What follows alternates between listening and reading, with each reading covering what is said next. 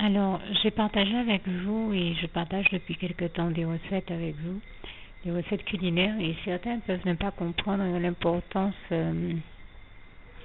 de pouvoir les partager. Je partage non seulement des recettes culinaires mais aussi des astuces que m'inspire le Saint-Esprit. Enfin, je parle en matière soit de loisirs créatifs, soit des manières que le Seigneur m'inspire pour arriver à obtenir ce qu'on cherche à avoir euh, de manière originale, intéressante, économique et pratique. Et je rends grâce et gloire à Dieu qui m'inspire toutes ces choses, à Dieu, à Jésus et à son Saint-Esprit, toute la gloire lui en revient. Et je sais que le Seigneur nous bénit de toutes ces inspirations, de tous ces trucs et astuces, précisément pour nous aider à réussir à joindre les deux bouts en fin de mois. Et je lui rends vraiment grâce et gloire. Je sais que toutes ces choses peuvent paraître banales au commun des mortels, mais pas au commun des immortels, j'ai envie de dire, puisqu'en Christ, nous savons que, comme il est écrit en Jean 8, verset 12, le Seigneur Jésus nous dit que celui qui le suit marchera dans la lumière, il ne marchera point dans les ténèbres, et il aura la lumière de la vie, et donc de la vie éternelle. Et nous connaissons aussi Jean 3, verset 16, où Dieu nous dit que Dieu a tant aimé le monde, donc les hommes, qu'il a donné son Fils unique, Jésus-Christ, afin que quiconque croit en lui ne périsse point, mais la vie éternelle. Et nous savons que Jésus-Christ est le seul sauveur que Dieu ait choisi et désigné pour toute l'humanité, comme il est écrit en Acte 4, verset 12. Et donc, si Jésus-Christ vient nous sauver, il vient nous sauver de quoi? Eh bien entendu, de l'enfer, des flammes de l'enfer, pour nous amener avec lui dans ses bras d'amour au paradis. Et en l'occurrence, c'est une parenthèse que je faisais ici et que je referme, mais n'hésitez pas, pour tous ceux qui ne l'auraient jamais encore fait, à faire la prière qui va suivre à la fin de ce document. Donc, je veux dire que je rends grâce et gloire à Dieu qui veut tellement nous voir heureux et épanouis, comme il est écrit en 3 Jean 1, verset 2, qu'il commence à nous faire vivre le paradis dès maintenant, dès sur terre. Et c'est un vrai bonheur de servir Dieu, de lui appartenir et de se laisser guider par son Saint-Esprit et de suivre ses inspirations. Moi, je peux vous dire que je n'ai pas toujours mené la vie que je mène maintenant, la vie que je mène en Jésus-Christ, et elle est à combien combien de fois de plus meilleure, je ne saurais même pas le dire tellement la vie d'avant ma conversion et mon baptême et celle que je mène maintenant sont presque littéralement opposées. C'est une vie beaucoup mieux et je discutais avec un frère, il me disait franchement, moi je t'admire parce que je vois que non seulement tu avances en sainteté, en pureté avec le Seigneur Jésus comme il nous le demande, car nous savons que sans la sanctification personne ne verra Dieu, mais en plus tu agis aussi avec une certaine éthique, une morale, une droiture, et c'est vrai que c'est important pour tout chrétien d'agir ainsi, puisque notre objectif c'est de parvenir à la stature de Christ. Je résume, voyez le passage qui en parle. Si je le retrouve, je le rajouterai dans le visuel de ce document. S'il n'y est pas, merci de faire d'avance preuve de compréhension avec moi, et surtout je rends grâce et gloire à Dieu qui me permet de faire toutes ces choses, et j'ai envie de dire que ma vie n'a pas toujours été celle que je mène avant, celle que je mène maintenant, et celle d'avant était totalement différente, voire opposée. Par exemple, je mangeais ce que je pouvais trouver et ça me suffisait. Maintenant, c'est vrai que je fais attention, comme me disait le frère. Il me dit, mais attends, l'autre jour, je t'observais avec ton pasteur qui est notre pasteur. Je t'observais être pasteur et je voyais que tu lui montrais dans son jardin quelles sont les plantes qui sont bonnes à consommer en thé ou en tisane et qui font du bien à la santé. Vous avez cette éthique de faire attention à mener une vie saine, non seulement sur le plan spirituel, mais même sur le plan physique, de consommer les choses les meilleures, les plus saines. Et moi, je remercie Dieu, vraiment, je rends grâce et gloire à Dieu, à Jésus, à son Saint-Esprit. Je peux le dire, je ne vis vraiment pas la même vie qu'auparavant. Je n'avais pas du tout ce genre de prérogatives quand je n'étais pas encore convertie. Et je ne suis pas non plus dans une obsession de ne manger que des choses saines ou comment dire ça.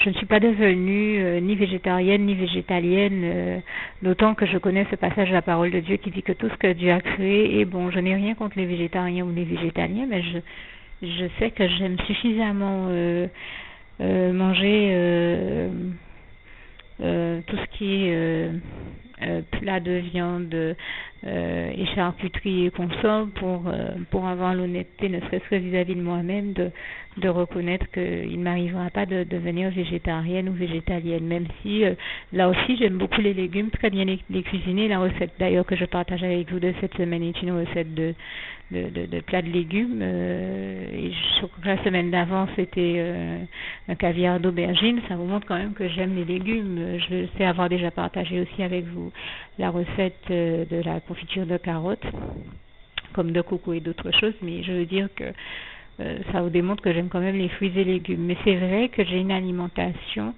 qui se compose essentiellement de fruits et légumes. Je sais qu'on donne le conseil de manger 5 fruits et légumes par jour, alors, sans pour autant rentrer dans les clichés et rejoindre des slogans qui ne sont pas nécessairement ceux de ma vie ni les miens.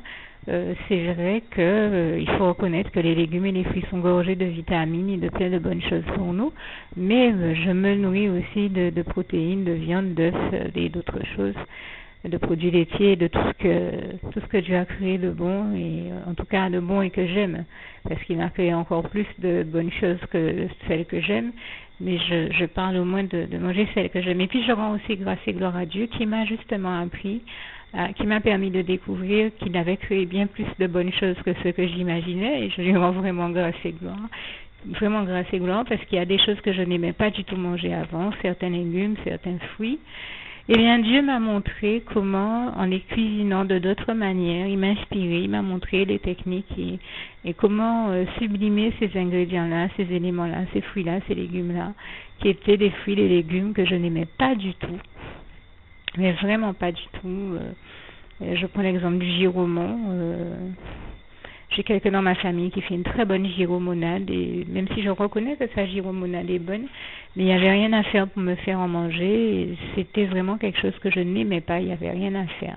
Eh bien, Dieu m'a donné une recette où le giromon est succulent. Je n'aimais pas le fouillis à pain, j'ai partagé avec vous la recette de la quiche au fouillis à pain. Je n'aime pas le fouillis à pain, mais la quiche au fouillis à pain, si elle est correctement cuisinée, elle est succulente, là encore. Il m'a aussi donné le gâteau au fouillis à pain, le gâteau au giromon, et même d'autres gâteaux. Par exemple, je n'aime pas nécessairement la banane verte, il m'a donné la technique. Toutes ces recettes sont faisables avec tout ça. C'est vraiment succulent, c'est vraiment très bon, ce sont des choses que je ne mangeais pratiquement pas. La banane verte, je la mangeais quand même en purée ou au gratin, comme le Seigneur m'a appris à la cuisiner, mais là il m'a donné d'autres techniques encore, il m'a montré comment il y a toujours moyen, avec tout ce que Dieu a créé, de sublimer ce qu'il a. Si on sait correctement cuisiner, ou on trouve la bonne technique culinaire pour chaque ingrédient, et même un ingrédient qu'on n'aime pas, Dieu m'a montré qu'il y a toujours moyen d'arriver à l'aimer. Tout est dans la manière j'ai envie de dire, de traiter le sujet, de le cuisiner de la bonne manière, de traiter l'ingrédient, de le cuisiner de la bonne manière, et de trouver les bonnes températures, les bonnes textures, les bonnes techniques culinaires, et on arrive toujours à quelque chose qui peut s'avérer délicieux. En tout cas, avec Dieu, moi, il m'a vraiment inspiré des vrais délices. Ce sont des délices de l'Éternel que le Seigneur m'a inspiré, et c'est au passage pour moi aussi l'occasion de vous dire comment eh bien Dieu m'avait inspiré de créer un livre de recettes. Je l'ai déjà dit depuis 2-3 ans, si c'est pas 4, qui s'intitulait les délices de l'Éternel, puisqu'il m'a donné plus de 500 recettes, et que je me disais, ces 500 recettes, j'ai envie de les partager avec vous, et que le mieux était que je le fasse dans un livre que j'avais choisi sous l'inspiration du Seigneur d'appeler les délices de l'Éternel, et au point que j'ai créé avec le webmaster de l'équipe dans laquelle je travaille sur un autre projet, une page qui s'appelle les délices de l'Éternel. Eh bien, quelque temps après que je l'ai créé, j'ai entendu le diable venir en personne me parler à travers quelqu'un et me dire tu verras que quelqu'un va te voler ton titre, le titre de ton livre. Quelques jours après, j'ai découvert que quelqu'un d'autre a une page qui s'appelle Les délices de l'Éternel sur le net. Alors bien entendu, cette page a été créée avec une date qui qui semble dater de peut-être un mois ou deux avant le mois où moi j'ai créé ma page, sachant que je cherchais à la créer depuis décembre 2013, mais je cherche à la créer depuis même 2012, depuis bien avant. Il y a simplement que je n'y parvenais pas et je sais pas pourquoi c'était bloqué, j'y arrivais pas et j'ai dû faire intervenir le webmaster. Et même une fois qu'il l'a créée, depuis qu'elle est créée, cette page, je n'ai jamais pu envoyer de recettes dessus parce que justement, ça raconte qu'il y a plusieurs pages qui ont le même titre et donc je n'ai jamais pu l'utiliser.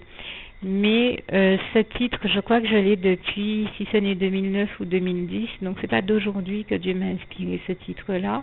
Donc je n'ai en aucun cas pu copier les personnes qui ont créé cette page, puisque ça fait des années que Dieu m'a inspiré ce terme-là.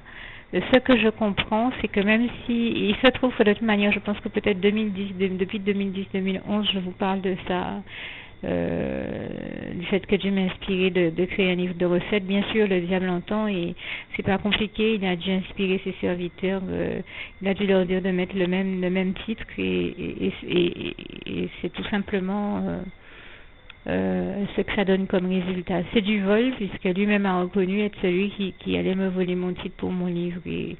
Et donc là encore, nous savons que comme il est écrit en Jean 10, verset 10, le diable est celui qui vient pour voler. Il a utilisé des gens pour me voler ce titre. Ce n'est pas grave, je fais déjà confiance à Dieu qui m'en inspirera un meilleur.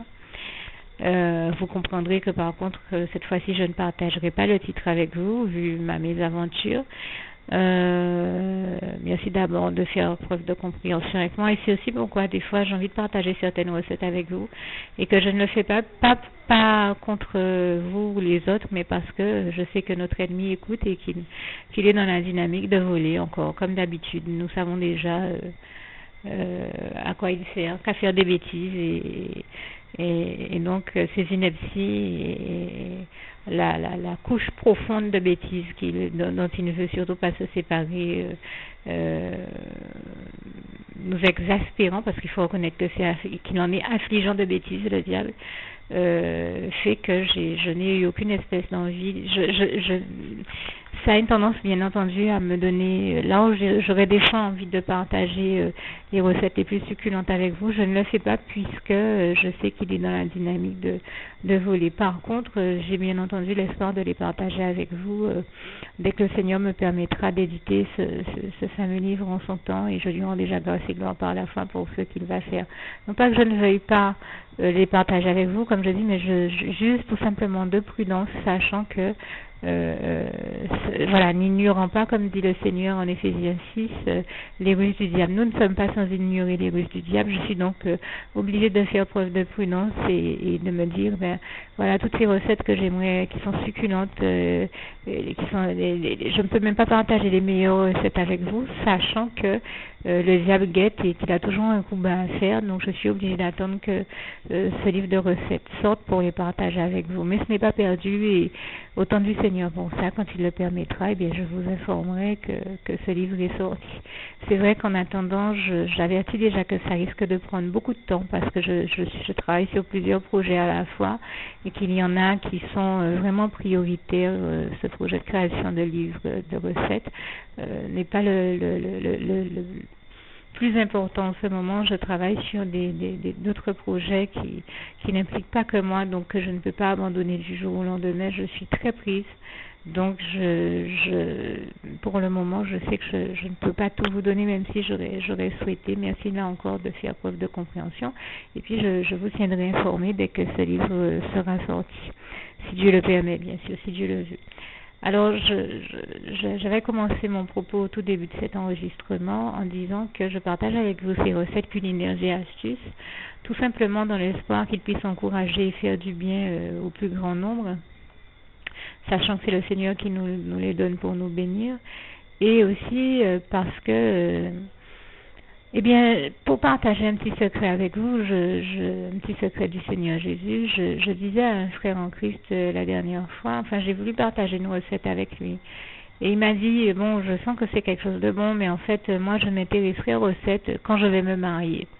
Et quand je réfléchis à ça, moi je me rappelle d'avoir entendu un jour lors d'un séminaire que Dieu attend de nous, si nous voulons nous marier, eh bien que nous commencions dès maintenant à nous investir dans ce mariage, dans ce projet de mariage. C'est-à-dire de faire tout ce que nous pouvons pour le faire déjà avancer. On ne va pas se dire, mon projet de mariage, mettons qu'il est pour dans 5 ans, eh bien j'attends que 5 années passent avant de m'y investir. Au contraire, nous savons qu'avec le Seigneur Jésus, avec Dieu, avec Jésus, avec son Saint-Esprit, c'est pas à pas. Eh bien, mais choisissons de faire tout ce que nous pouvons dès maintenant. Même si c'est petit à petit, aujourd'hui, je sais pas, par exemple, aujourd'hui, je crée ou bien j'achète un service de table, demain des serviettes qui vont avec, après-demain telle chose. C'est petit à petit. Je donne un exemple. On peut choisir de créer des choses soi-même, sans nécessairement les acheter, de créer tout ce qu'on sait qui va pouvoir améliorer la vie du couple au quotidien, ou je ne sais pas, embellir la maison, ou bon, il peut s'agir de choses plus importantes et plus essentielles aussi. Mais on fait petit à petit, ce qui fait qu'au moment où le mariage arrive, eh bien, on est prêt, parce qu'on a fait, on sait qu'on s'est investi dans ce projet de mariage des années à l'avance et qu'on a petit à petit préparé tout ce qu'on avait à préparer. Et on se retrouve à être prêt pour le mariage. Mais certains ne comprennent pas cette logique-là, et moi c'est un vrai secret que Dieu m'a donné, que je partage avec vous. Si vous voulez vous marier, investissez-vous dès maintenant dans ce mariage, autant que faire se peut, même si c'est en faisant des petites choses, pas à pas, petit à petit, mais vraiment faites de votre mieux pour faire en sorte que tous faites votre part, demandez au Seigneur de vous donner la dose de foi, de courage, de persévérance, de grâce, de bénédiction, d'onction, tout ce qui est nécessaire pour que vous parveniez à faire la part qui vous incombe, et demandez-lui, remettez tout entre ses mains et demandez-lui de faire tout le reste pour vous. Mais faites tout ce que vous pouvez pour faire avancer la réalisation de ce projet et l'amener à l'existence au nom puissant du Seigneur Jésus. C'est vraiment ici un secret que le Seigneur Jésus m'a donné lors d'un séminaire et que je tenais à partager avec tous ceux qui vont se marier, pour les aider et leur faire savoir que, eh bien voilà, quand on a le projet de se marier, il ne faut pas hésiter à faire tout ce qu'on peut pour faire avancer ce projet et de manière à l'amener à sa réalisation et à l'existence. Voilà, eh bien, j'aimerais dire aussi, j'ai cité tout à l'heure Jean 8, verset 12, je citerai aussi Jean 8, verset 32, où le Seigneur Jésus nous a dit, vous connaîtrez la vérité vous affranchira. C'est un autre sujet que j'aborde ici, mais comme j'ai eu l'occasion d'en discuter avec le même frère, j'en profite pour dire que le frère me parlait de la réaction de certains impies, certaines personnes qui sont donc des non-croyants, et qui vivent des fois les pires choses, et il me disait, je vois comment nous chrétiens nous sommes éprouvés, mais je lui disais, tout le drame c'est que on est éprouvés, qu'on soit chrétien ou pas, puisque le diable, sa seule fonction c'est d'emmerder tout le monde, chrétien ou pas, et bien sûr il s'acharne encore plus sur les chrétiens, mais grâce et gloire soit rendue à Dieu, à Jésus, à son Saint-Esprit qui nous délivre toujours de lui. Et moi je tenais à rendre particulièrement grâce et gloire à Jésus qui m'a révélé la vérité, non seulement des secrets tels que celui dont je viens de vous parler, mais qui m'a révélé la vérité quand je suis venue à lui, puisque vous savez que comme il est écrit en Jean 14 verset 6, Jésus-Christ est le chemin, la vérité et la vie, nul ne va au Père Dieu sans passer par le Fils Jésus-Christ. Donc Jésus est la vérité, et comme je viens de citer Jean 8 verset 32, Jésus nous dit en Jean 8 verset 32, vous connaîtrez la vérité et la vérité vous affranchira. Moi ce n'est vraiment que quand Jésus est rentré dans ma vie et enfin pour moi il a toujours été dans ma vie, même si c'est moi qui n'étais pas consciente qu'il y était, mais je veux dire que du jour où Jésus m'a glorieusement sauvé la vie, il m'a aussi révélé des vérités que j'ignorais depuis plus de 30 ans, et je tiens à le remercier ici, parce que si je n'avais su ces vérités, je ne serais pas la femme qu'il a fait de moi aujourd'hui, et toute la gloire lui en revient, puisque tout mon entourage me cachait ces vérités depuis plus de 30 ans. Et j'avais vraiment besoin de le savoir, puisque vous savez que connaître la vérité, ça aide l'être humain à se construire. Et en l'occurrence, c'est vraiment ce que Jésus a permis dans ma vie, et je lui rends grâce et gloire ici. Vous avez par exemple, pour vous donner un exemple et vous aider à, pardon, j'ai le chat dans la gorge, à mieux comprendre le sens de mon propos, pardon encore. vous avez par exemple des enfants qui ont été adoptés et qui se mettent à faire une recherche soit en paternité, soit en maternité, enfin une recherche afin de découvrir l'identité de leurs vrais parents. Pourquoi? Parce que tout simplement ils ont besoin de ces informations-là afin de pouvoir mieux se construire. Eh bien, c'est aussi simple que ça. Je n'étais pas dans cette situation-là, mais dans une situation qui nécessitait que je sache la vérité pour que je puisse continuer à me construire. Et avec mon Jésus d'amour, enfin c'est lui qui nous construit de toute manière et toute la gloire lui revient, mais nous avons bien entendu notre part active à faire. Et donc ça implique et ça nécessite des fois que nous accédions à certaines informations. Et je rends grâce et gloire à Dieu, à Jésus, à son Saint-Esprit, qui est Dieu qui est celui, par la voix de son Saint-Esprit très souvent, ou de Jésus, qui nous amène à justement accéder à toutes les informations dont nous avons besoin. Et je lui rends grâce et gloire pour ça. Et qui a aussi, en révélant, qui m'a réellement affranchi en me révélant la vérité. Et vous savez que ce que dit ce passage de Jean 8, verset 36, si donc le Fils vous a affranchi, si donc le Fils Jésus-Christ vous a affranchi, c'est que vous êtes et vous serez réellement libre au nom puissant du Seigneur Jésus. Et c'est vraiment ce que je vous souhaite du fond du cœur. Et donc je rends grâce et gloire à Jésus qui nous a affranchis en nous révélant la vérité. Et l'une des différences, le plus que nous avons dans notre vie, c'est d'avoir le bonheur d'avoir Jésus dans nos vies. Et c'est l'une des différences primordiales et majeures, c'est la plus importante des différences. Parce que comme je disais aux frères en Christ à qui je parlais, quitte à être, puisque qu'on soit en Christ ou pas, on est éprouvé, mais quitte à être éprouvé, autant l'être en étant en Christ, parce que nous savons que Christ nous délivre toujours de toute épreuve, de toute situation difficile, de toute souffrance, et je lui rends ici grâce et gloire. Mais surtout, Christ nous a fait le bonheur de nous révéler la vérité, et au moins, maintenant que nous savons la vérité, nous sommes affranchis, alors que ceux qui ne sont pas en Christ et qui ignorent la vérité ne sont pas affranchis, ils luttent, ils sont dans des combats. Nous sommes dans des combats spirituels, mais Christ nous amène toujours à la victoire, sur toute épreuve et tout combat spirituel, comme il est écrit en Romains 8, verset 37, mais en toutes ces choses, nous sommes plus que vainqueurs par celui qui nous a aimé, Jésus-Christ, et Romains 8, verset 31 aussi. Si Dieu est avec nous, qui sera contre nous? Personne. Et je rends vraiment grâce et gloire à Dieu, à Jésus, à son Saint-Esprit, ici encore. Et comme je lui disais, nous, au moins, Christ nous a révélé la vérité. Comme quand nous sommes dans un combat spirituel, nous savons contre qui nous luttons et quels sont les enjeux ou l'importance de ce combat spirituel. Alors que les impies ou les incroyants, si vous préférez, sont dans des combats, ils se retrouvent à être attaqués comme nous le sommes, mais ils ne comprennent rien du sens de ce qu'ils sont en train de vivre, ni de l'attaque qu'ils vivent, ils ne peuvent même pas identifier leur ennemi, le diable, qui est notre ennemi commun avec, qui est l'ennemi de Dieu et qui est donc aussi notre ennemi. Ils ne se rendent même pas compte qu'en fait, toutes leurs souffrances leur proviennent du diable, sont causées par le diable qui en est le seul responsable, coupable et condamnable, blâmable.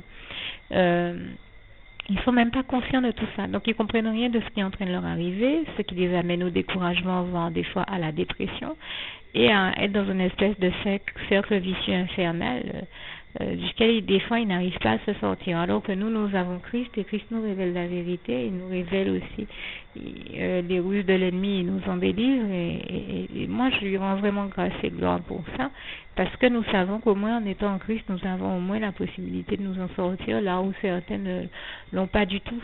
Il faut le comprendre, on ne peut pas s'en sortir sans Dieu, sans Jésus, sans son Saint-Esprit dans la vie. C'est le sens de mon propos ici. Si on n'a pas Christ dans sa vie, on ne s'en sort pas.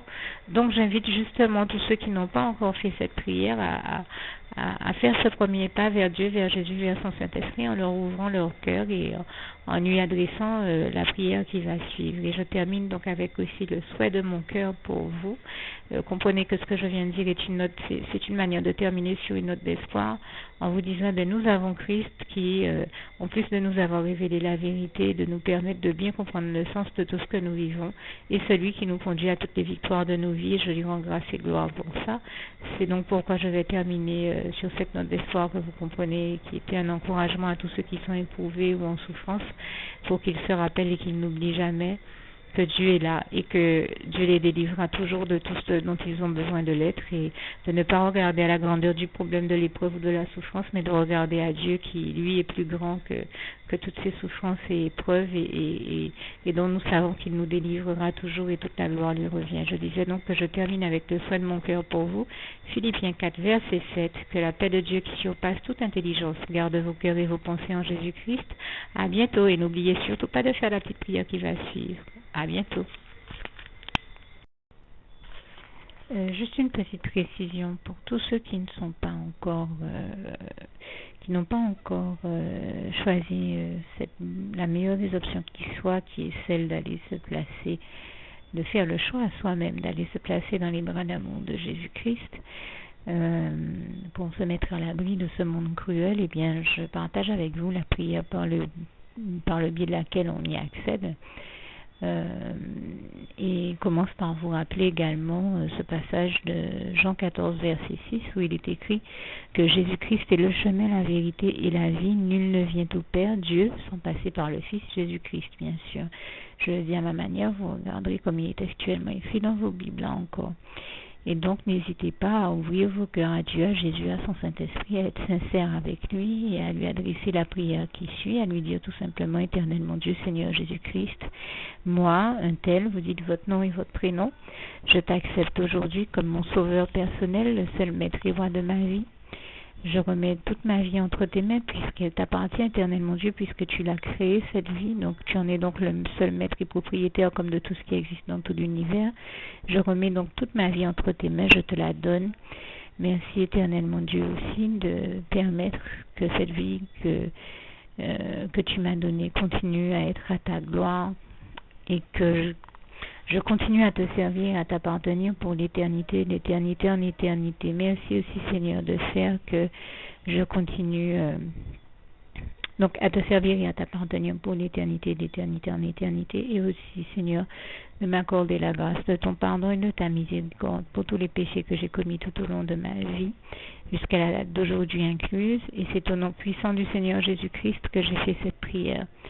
Et à vous tous qui avez fait cette prière, je vous dis que Dieu vous bénisse abondamment, puissamment, richement. Et surtout, n'hésitez pas à la partager avec tous vos proches et contacts, amis, membres de vos familles, collègues, bien-aimés, tous ceux que vous aimez, et surtout tous ceux à qui Dieu vous mettra à cœur, avec qui Dieu vous mettra à cœur de la partager. Et comme j'aime à le dire, si vous n'avez pas encore pris le temps de faire cette prière, comprenez bien que voilà, ça ne vous coûte rien de la faire, c'est gratuit, c'est indolore, et que voilà, vous n'êtes pas obligé de me croire, mais moi il m'est arrivé tout comme vous de devoir faire cette prière un jour dans ma vie, et quand on m'a proposé de la faire, je me suis dit, et si c'était vrai, et si c'était vraiment Dieu qui, par ce biais-là, m'appelait à lui et me demandait de lui donner ma vie, de l'accepter, c'était Jésus qui était en train de vraiment me tendre la main et qui était en train de me demander de l'accepter comme mon sauveur personnel, je ne pourrais pas passer à côté de l'occasion de lui dire oui, parce qu'il faut aussi que je reste ouverte à ce que Dieu peut avoir à me dire. Il faut que je garde mon cœur et mon intellect ouvert à ce que Dieu peut avoir à me dire. Donc je me suis dit, je ne peux pas courir le risque de passer à côté de mon éternité, de passer à côté des meilleures choses de la vie, surtout si le maître et créateur de la vie m'appelle et cherche à me sauver. Pour être sauvé, il faut bien que je lui dise oui, que je souhaite qu'il me sauve. Oui, Seigneur Jésus-Christ, je t'accepte comme mon sauveur personnel.